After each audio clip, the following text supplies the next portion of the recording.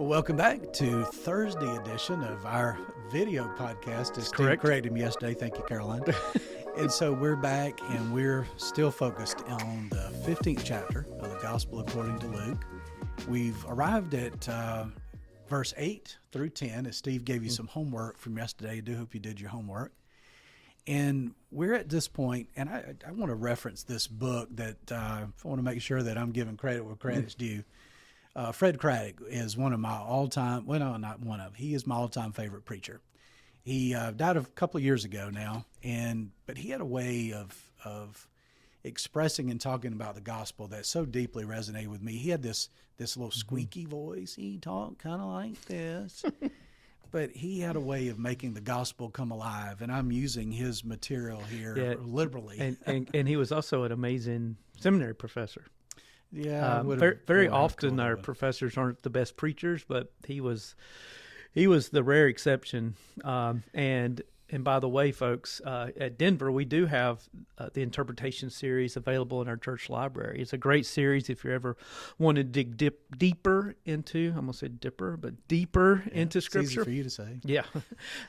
Did you ever hear Fred Craddock? You heard him at conference that year. Yes. Yeah. Well, and I grew up. The age I went to seminary, we used his textbooks for the classes I took in seminary. And then, of course, I've heard him preach at annual conference before. And then I often use his book of collected sermons just as devotional material because he's it's just such a great storyteller and a great preacher. But go on. Tell them why they should pay attention to what Fred Craddock says. So today we're just going to highlight a couple of noteworthy things about these parables. And I think it begins for me today, Steve, with when last week we were saying what man would leave and go find one sheep out of 100. Today, Jesus begins this parable, and Fred Craddock points out, he talks about a woman. Well, and what's fascinating, that first story, like is a shepherd.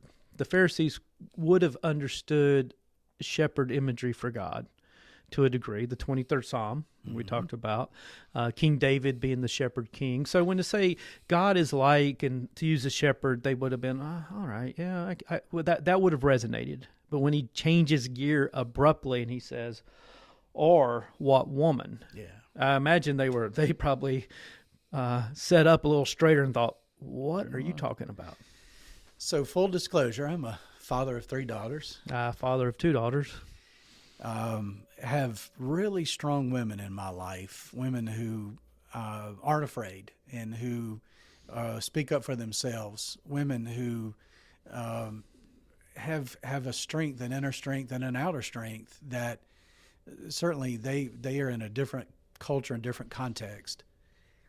But I think we look back at how Jesus freed women to be not only people who participated in the gospel story, but often became proclaimers of the gospel story. And recognized them as full persons in the community, not property.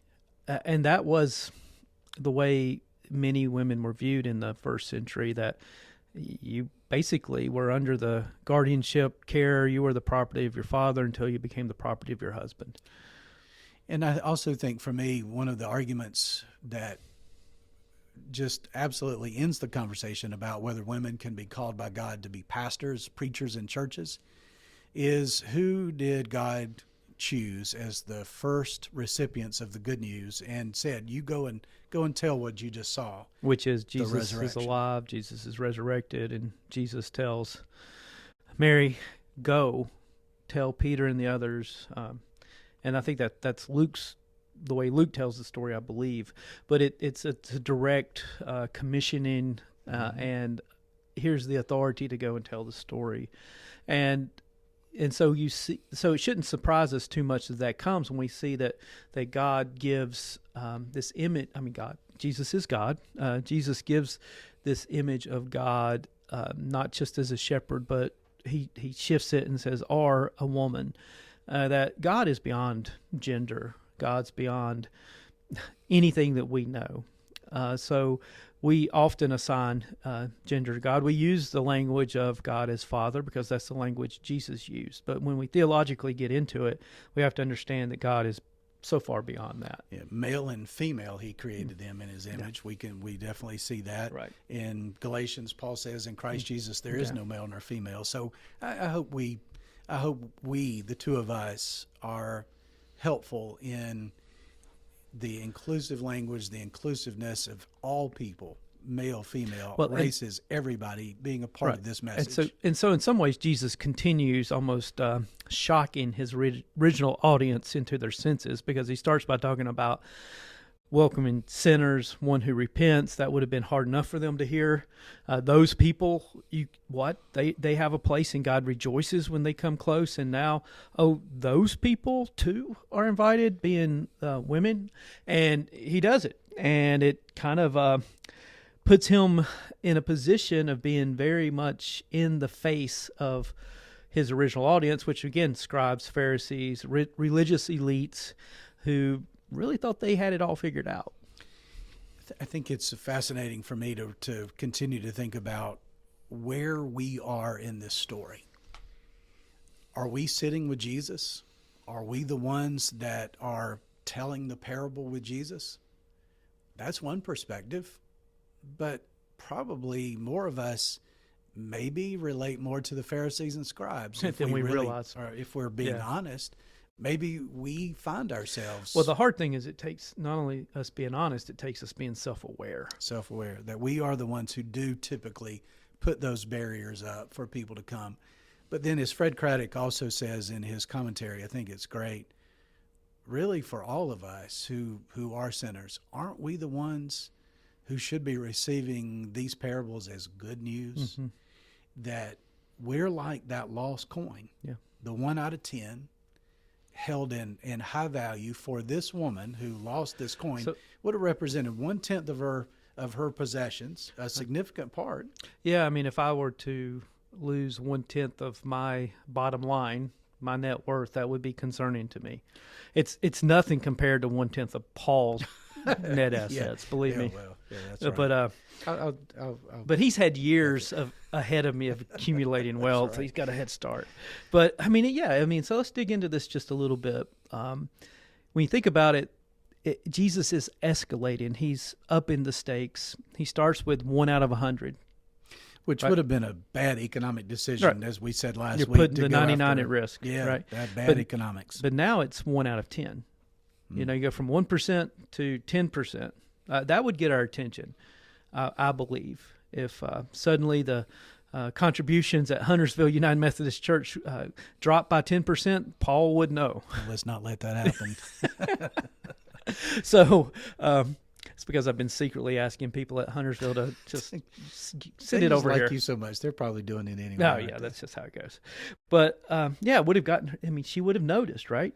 Well, it would have been, for how long would it have taken her to have saved up that 10%? And part of our struggle in this is when we think of coins, they're always smaller amounts, right? It's always a portion of our lowest paper denomination, right? So we don't circulate dollar coins hardly at all anymore. So, and even if we did, it's just $1 in our image, in our idea. But in the ancient world, you didn't have paper money, you didn't have bank accounts, you didn't have Bitcoin, you didn't have all of that stuff.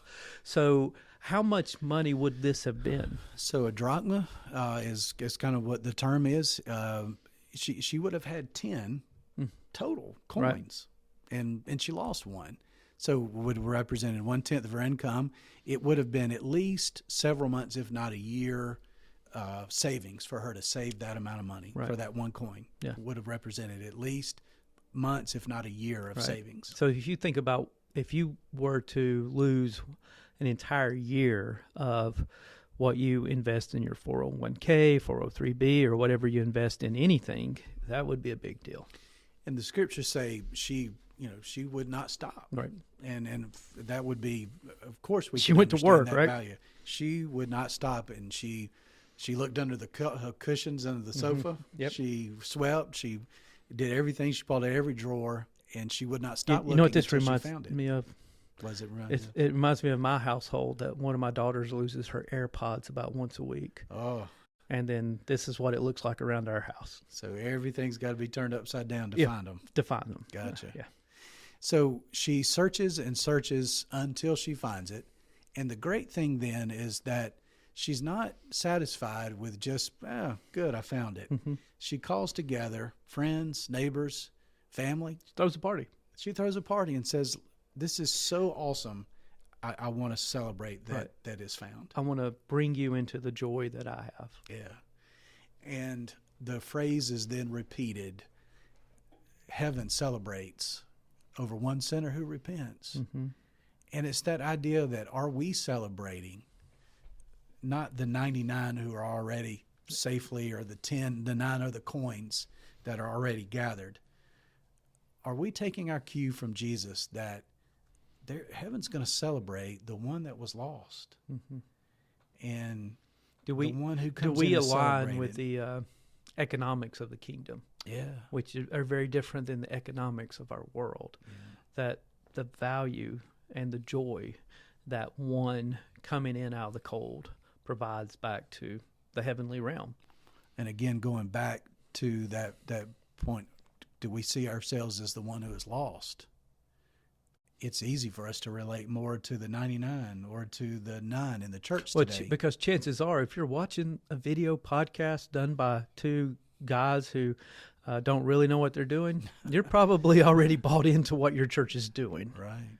But can we relate to the one that's lost? And that's the whole point of the parable. And can we open our hearts? And can we take the time and energy? It took time and energy for this lady to find this coin. It took her lighting a lamp. It took her sweeping the house. It took her diligently searching effort to bring this one back into the fold.